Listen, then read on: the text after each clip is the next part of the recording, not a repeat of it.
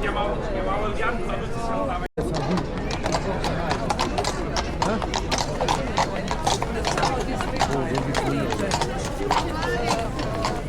Bolja moj. Svaki ročan je ponosan. Djecu pomoći studenti.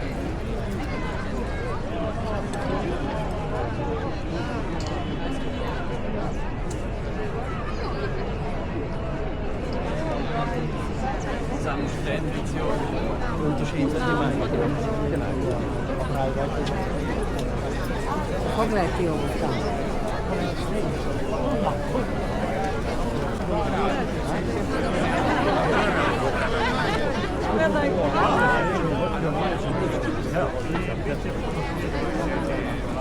Bilo bi dobro da idemo tamo do načina resničima se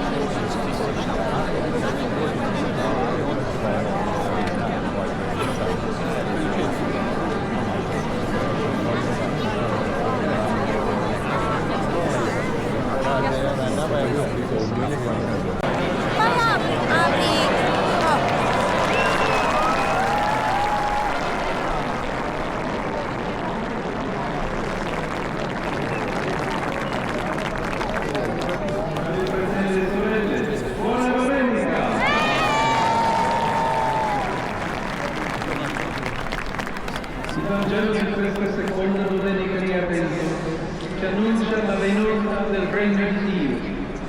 Prima di Gesù compare sulla scena il suo precursore, Giovanni il Battista. Egli predicava nel deserto della Giudea, dicendo: convertitevi perché il regno dei cieli è vicino. Nella preghiera del Padre nostro, noi chiediamo ogni giorno: venga il tuo regno. Gesù stesso ce l'ha insegnato. E con questa invocazione ci orientiamo all'uomo che Dio ha in serbo per noi. Riconosciamo che il corso della storia non è già scritto dai potenti di questo mondo. Mettiamo pensieri ed energie a servizio di un Dio che viene a regnare non per dominarci, ma per liberarci. È un Vangelo, una vera buona notizia che ci motiva e ci coinvolge. Certo, il tono del Battista è severo, ma il popolo lo ascolta perché nelle sue parole sente risuonare l'appello di Dio a non scherzare con la vita, ad approfittare del momento presente per prepararsi all'incontro con colui che giudica in base alle opere e alle intenzioni del cuore e non secondo le apparenze.